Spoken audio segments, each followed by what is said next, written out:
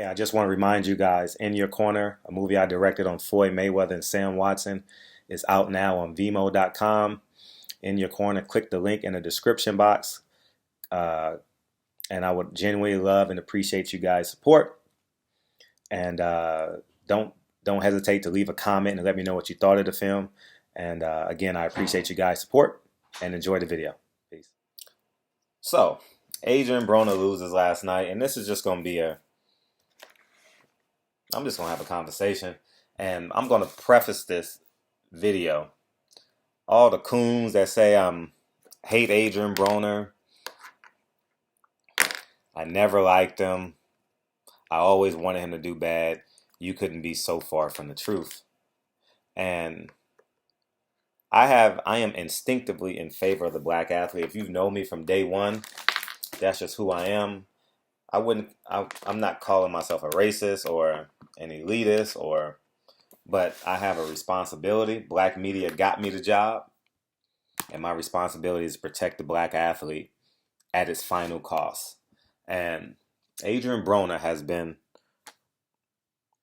a huge disappointment, and it bewilders me that you, and I'm talking to some of my subscribers and people who are going to listen to this video, you support that buffoonery, you support that ignorance. And I am one of the few media members that don't talk to Adrien Broner looking for clicks, I don't want to be an Adrien Broner's friend. I don't want to go bowling with him. I don't want him to send me a first class ticket to Cincinnati. I want Adrien Broner to be obviously a good boxer, but more important, I want him to be a great father, a great man. And last night was the final straw, not because he lost, but because of what he said. He said, at the end of the day, all y'all motherfuckers, if I fight again, all y'all motherfuckers coming back. I'm the can man, blah, blah, blah. And I'm sitting there like, and I represent so many hardworking people in this world, and it's just terrible that he's so delusional to believe that we're going to support him because he's Adrien Broner, a C-level fighter. And that is the fact. I saw yesterday, I believe he didn't go to the press conference because I didn't see his interview. All three of his losses, he's never gone to a press conference. But when he's out and about, he uses the media to build his brand, which is what he's supposed to do. But the media members aren't going to hold him accountable. I'm one of the few media members, I believe. And I mean, check the records, check everyone's YouTube channel, check everyone's articles. I'm one of the few media members that will hold Adrien Broner accountable. I think he has failed as a boxer in terms of A-level.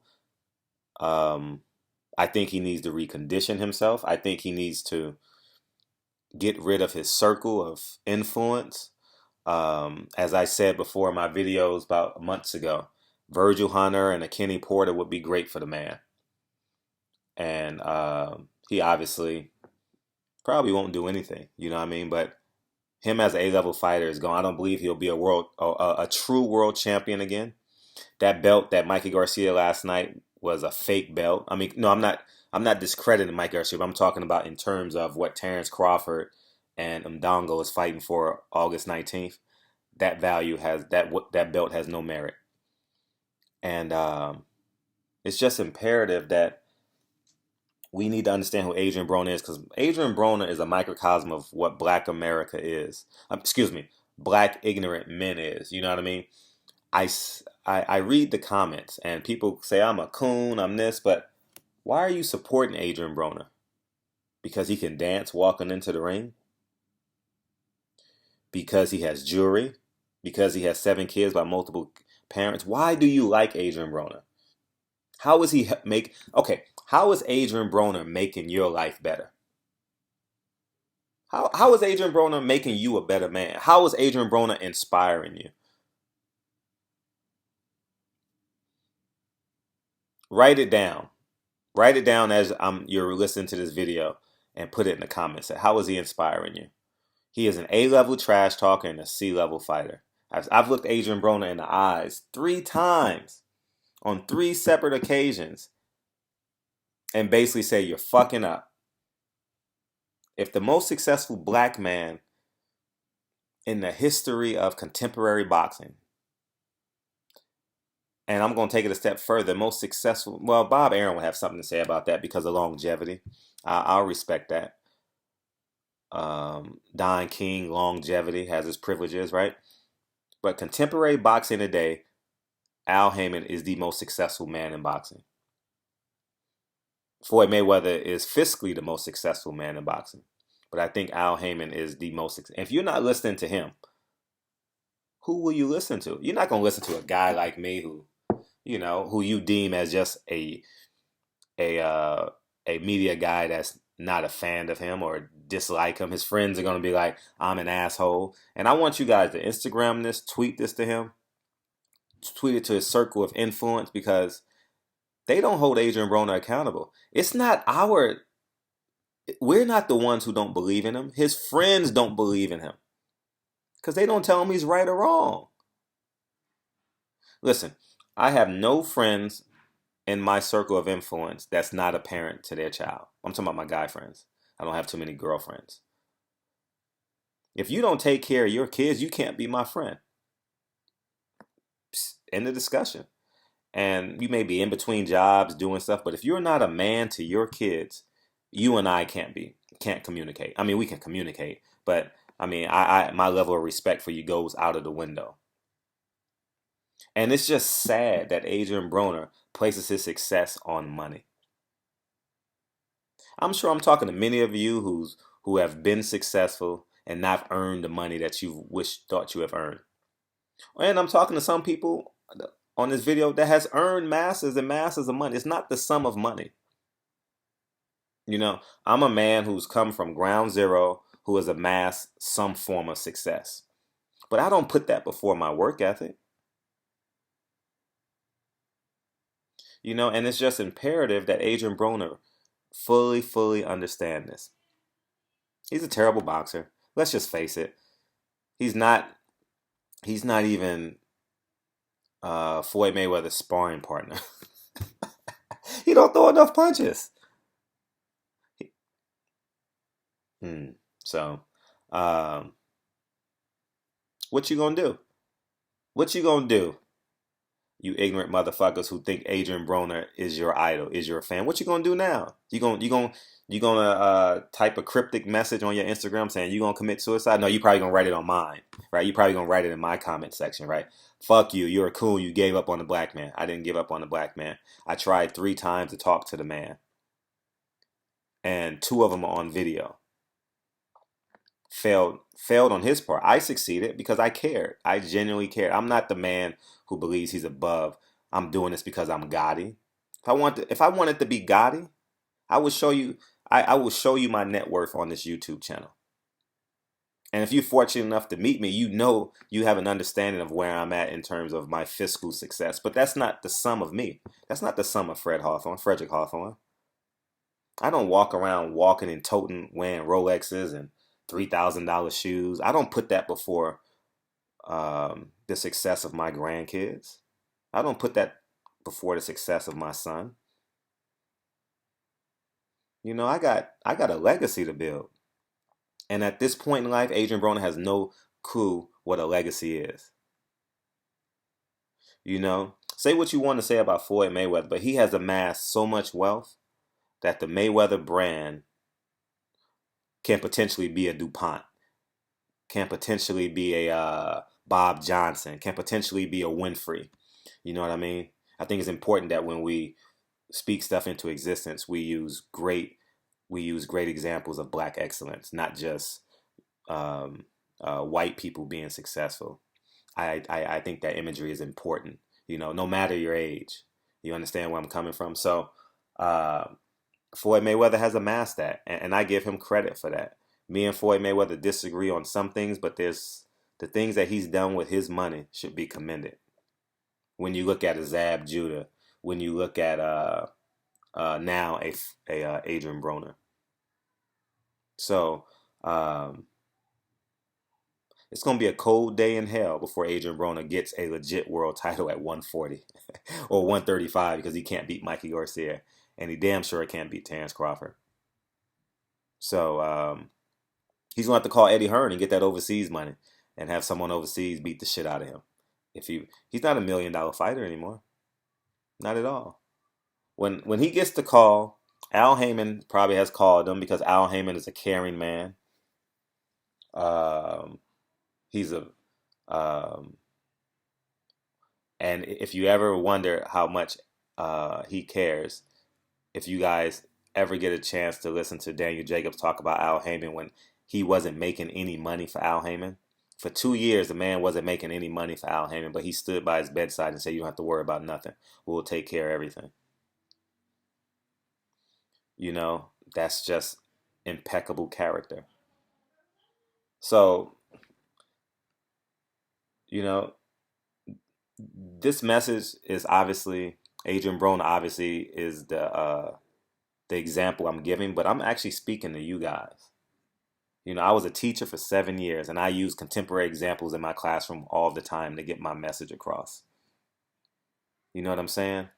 Like, I remember when I had to teach my kids the 13 colonies, I would call them like the Delaware Lakers, you know, the Jamestown Warriors. So it would click in their head and they have an example to go by, you know, make it as contemporary as possible. You know what I mean? We would go out there and play basketball 7-on-6, you know, like 13, you know, like, I don't know, but, you know, just trying to be different so the kids would get the fucking, the standard I had to teach that day. You know what I'm saying? But, where do we go from here? You know, half court was the Mississippi River, you know, you know, just little cool shit like that, man. And, Adrien Broner is going to crash and burn. And I'm not rooting for that. I swear to God. Well, you guys been following me for some time. You guys know my character. You guys know where I'm coming from. I'm not rooting for the motherfucker to fail. I'm rooting for the motherfucker to get it. And he doesn't get it. He disrespected everything. Every time I rooted for him in the past, he has disrespected it. When he said, "Y'all motherfuckers still gonna support me? Still gonna come out and see me?" Huh? You mean to tell me you don't care? You don't care about that father in Brooklyn last night that had to work a second job, maybe collect cans, maybe borrow $40 from his best friend.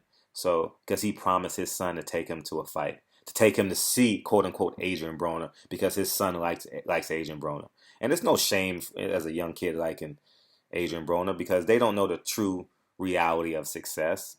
They have a perception of success in which, if you see Adrien Broner in street clothes, he looks like it. And that's fair. But moving forward, it's our responsibility as parents to say, no, Al Heyman is success. Bob Johnson is success. President Obama is success. Great male role models. You understand where I'm coming from? And it's just that important. You know, I have a mixed son.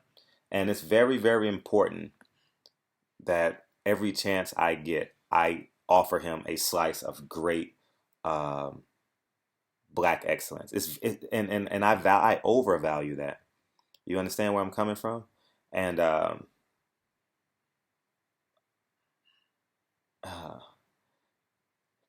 and it's just important that we as parents teach our kids and show them by being living proof that we should be their role models. We should be their living example of what greatness looks like. You know, and however way you do it. And I know I'm using black man because I'm only an expert on being a black man. I'm not an expert on being a Mexican. I'm not an expert on being a Puerto Rican or a Dominican. But we all going down the same ocean. We on different ships, but we all going down the same ocean. You call it cornbread, I call it tortillas. You call it pan, I call it toast. Whatever you guys want. You know what I mean? It's all relative, and we've been bamboozled and believe that we are each other's competitor. And that's fine. I mean, it's not fine, but I get it. And hopefully that this video is a revelation to some, hopefully many, that the Nina, the Pinta, the Santa Maria didn't come didn't come to our shores to save us. They came over to conquer us and deliver smallpox. And that's what society want us to do. Smallpox is the negative black visuals that they feed us, like the Adrien Broners. You understand where I'm coming from? Like I mean, there's so many other examples, but let's stay on Adrien Broner. They don't want you to see, uh, use me, a gentleman like me who works hard, no tattoos, no piercings, never drank, never smoked. I'm not putting myself on a pedestal. I'm just using the vast differences between Adrien Broner and myself. You understand where I'm coming from? So, um,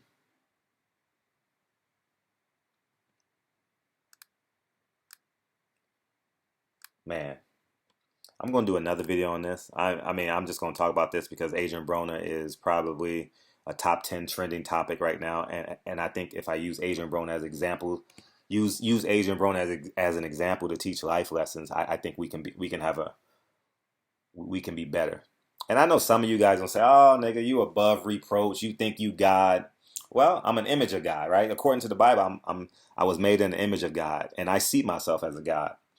You know what I mean? I believe I physically look like a God. Shit, as hard as I work out in the gym. You understand where I'm coming from? So I take that as a compliment. So yes, I believe that I'm God. Yes, I believe I'm a splitting image of God. Do I believe I'm above you? No. Do I believe I can work harder than you? Yes. Do I, and I said all that to say that you guys that discredit me and discredit this this message are going to be like, I think I'm above reproach. You guys use words like gay, coon to mask your own insecurities, not mine. I've been called gay, I've been called coon, I've been called nigger probably since, not all three, but I'm just saying that that's what we do in sports. If you kick a nigga ass, you call him a bitch, you call him a homosexual. I've been called that. I've been competing since I was 4 or 5, 6 years old. I get it. No big deal to me. That's why I still leave the comments in the comment section. It just reminds me that I have a responsibility. You understand where I'm coming from? I've gone and taught and come back over the weekend, and our student population has dropped by one because a kid was killed over the weekend. And I had to spend Monday, Tuesday, Wednesday morning with the kids that lost one of their friends for ignorant shit. I've gone through that. I've gone through my cousin getting 25 years of life for ignorant shit. I've gone through uncles going to jail. You understand what I'm saying? I've gone through all that. I've gone through fatherless homes. Me personally going through a father. I've gone that. And there's no need for us to keep on repeating that perpetual cycle. We have to get better every fucking day. And how it starts is us being men. I know you're going to say, oh, the woman ain't shit. I don't love her. But I don't give a fuck what you are. If you fucking man enough to fuck her, you're man enough to take care of that seed and treat and look at her as the mother of your child, which should be at least a queen. You don't have to. And I know there are extreme cases where she's fucking taking you to court, trying to get you violated because off of parole, probation, whatever the case may be. But be a man. Take care of your seed. You as the father should not be brushing your son's hair in front of 20 million people. Okay? I'm being real. And it's not just a brushing of the hair, it's what it represents, it's what it looks like. If I said at the fight, I was watching the fight with a subscriber. You guys saw the video, and I said if my son fucking told me, if my son was a actor, whatever the case may be, and we were in front of bunches of people, he said your role is to brush my hair, not to walk in front of me or beside me, but when I get to the ring, I need you to brush my hair in this bedazzled brush. With this $500 brush, whatever the case may be. Oh yeah, it's Swarovski's crystals. Who gives a fuck? So man, so the ignorant people are going to say, get off your high horse. My true real G's are going to be like, thank you. Hopefully I inspired you to some degree because I've experienced all that. And to some degree, I've been Adrien Broner. You understand where I'm coming from? I've spent money on ignorant shit. I in my 20s, I had every throwback jersey. I had jewelry around my neck. You know what I mean? I bought a Lexus GS 300 with no savings in my account. I did that shit. I'm telling you, I did it. Not on the level he's at, because he made millions of dollars in his 20s when I was making thousands of dollars. My first job, graduate from college, I was making $28,800 a year, which equates to about $2,000 a month, whatever the case. And I thought I was fucking balling. You guys see where I'm coming from? So I've done it. I've I've done ignorant spending, and you know, time is gonna tell us the truth. Time is telling us the truth who Adrien Broner is. But don't let Adrien Broner be your son. Don't let Adrien Broner. Don't let your son be out of whack with reality. And if you ever do, fucking replay this fucking video. All right? Replay this fucking video. Sit your son down. You sit your ass down, because just like Adrien Broner, I hold myself accountable. For real, for real. I mean, like, to the point of nauseum. I love holding myself accountable. I make mistakes along the way. I've lied. I've cheated. I've robbed Peter to pay Paul. I'm telling you, I've done it all. You know, I've never sold drugs. I've never done drugs. Not on a street level, but just being human. I'm not alienating from myself, but I'm 39. I've learned. I've learned. I've learned. I've learned. I've learned. And I don't want to make the mistakes again. As I tell you guys, I am the most frugal, efficient person with money you will ever meet. I don't want to make the mistakes again now. You know what I mean? It feels good. Honestly, it feels good to look at my son and be like, you know, we can live the normal life.